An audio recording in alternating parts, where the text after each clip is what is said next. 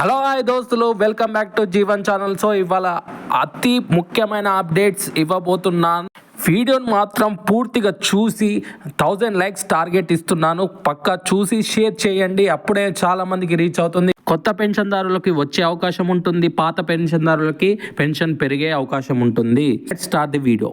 ముందుగా ఈ నవంబర్ పెన్షన్లు వాటి గురించి నేను ప్రీవియస్ వీడియోస్ కూడా చెప్పాను. సో మళ్ళీ చెప్తాను, చివరి వరకు చూడండి, వాటి గురించి కూడా చెప్తాను. ముందుగా అసలు ప్రభుత్వము వ్యతిరేకత ఎందుకు వస్తుంది, కొన్ని క్లిప్స్ నేను యాడ్ చేసి పెట్టాను. ఒక్కసారి చూడండి, పూర్తిగా చూడండి, లైక్ చేయండి, షేర్ చేయండి పక్కా, ఓకేనా?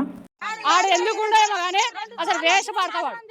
ఆడు అసలు ముఖ్యమంత్రి అడుగు పెడతా చెప్పులు మెడకచ్చి కొడతారు వాడోళ్ళే. అన్ని చెప్పులు మెడకచ్చి కొడతారు. రావణపేటకు వస్తే ఏంలో వీరేశాన్ని చెప్పులే మెడకచ్చి కొడతారు ఆడోళ్ళు. చీపిరి కట్టలు తీసుకొని ఆడు రావణపేటకు రావాలి. ఆడు రాలేదు. ఆడు రావణపేటకు వస్తే ఆడోళ్ళు చీపిరి కట్టలు తీసుకొని కొడతారు, చెప్పులు మెడకేసి కొడతారు. ఏంలో వీరేశాన్ని కానీ చెప్పులు మెడకేసి కొట్టాలి. ఓకే, ఇంకా మరిన్ని వార్తలు మనం చూద్దాము. ఏంటంటే ప్రభుత్వంపై ఇంకా తీవ్రమైన వ్యతిరేకత ఎందుకు వచ్చింది. సో ఇంకా కొన్ని క్లిప్స్ ఉన్నాయి, మీకు ప్లే చేస్తాను. ఓకే,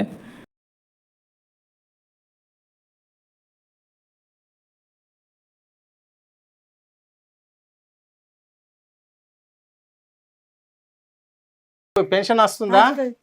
ఎంత వస్తుంది? 2000. 2000. మరి కాంగ్రెస్ పార్టీ 4000 ఇస్తా అన్నది కదా. వాళ్ళు ఇస్తారు, వాళ్ళు ఇచ్చేది నమ్మకలేదు. అంతేనా? నువ్వు ఇచ్చేది నమ్మకలేదు, నువ్వు ఇచ్చేది నమ్మకం. చేసేది వేస్తున్నావు, పోయేది పోతుంది. ఇంకేం చేస్తాం? నాకు 3 పైసలు అయితే 2 మాటలు పడ్డాయి. ఆ 3 పైసలు అయితే రూపాయి వాళ్ళే.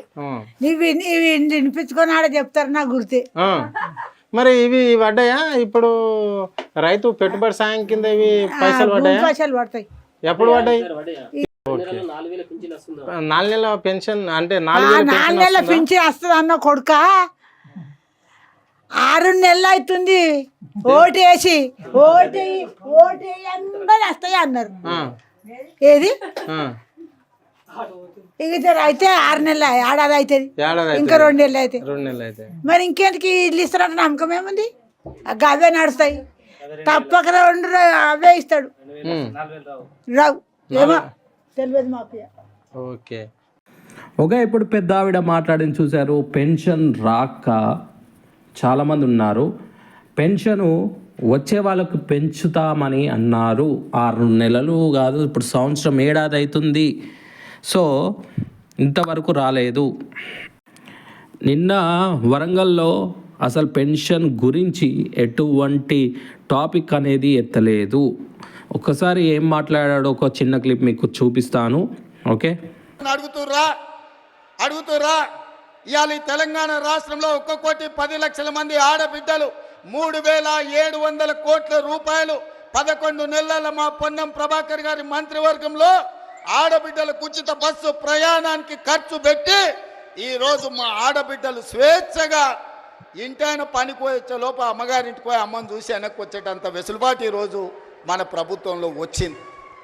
ఇవాళ అట్లా అదే కాదు, రూపాయి కూడబెడితే మోడీ వచ్చి ఎత్తుకపోతున్నాడు. 12 నూరులు సిలిండర్ అయింది. ఆయనలో సోనియమ్మ ఆడబిడ్డల కట్టెల పొయ్యి కష్టాలు, కన్నీళ్ళ పొగతో ఊపిరితిత్తుల్లో పోయి క్యాన్సర్ వచ్చి చచ్చిపోతుంటే ఆడబిడ్డలకు సిలిండర్ గ్యాస్ పోయి ఇచ్చి 400 రూపాయలకే సోనియమ్మ సిలిండర్ ఇచ్చింది.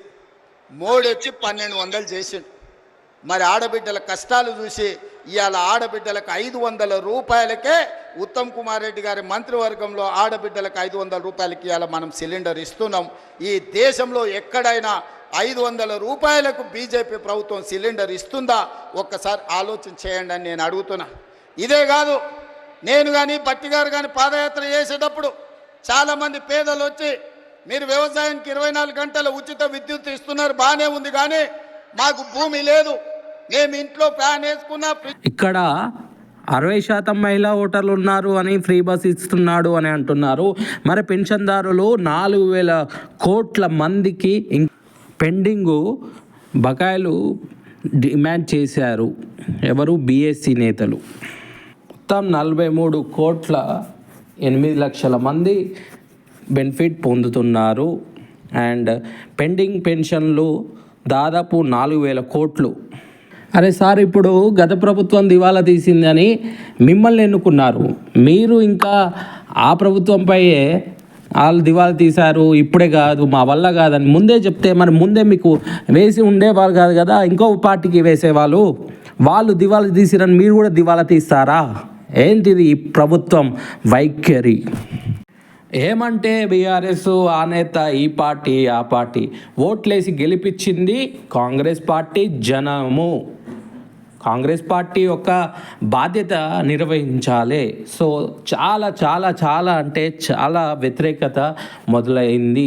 ఈ ఒక్క సంవత్సరం లోపలనే ఇంత వ్యతిరేకత, ఏ ప్రభుత్వానికి ఇంత తీవ్రమైన వ్యతిరేకత లేదు. సో ఇక్కడ ఇంకో 4 సంవత్సరాలు, రానున్న 4 సంవత్సరాల్లో మాత్రం చెయ్యకపోతే పాలన సరిగా అక్కడ ఆంధ్రాలో జగన్ గారికి పట్టిన గతే ఇక్కడ పట్టొచ్చని ప్రజలు చాలామంది చెబుతున్నారు.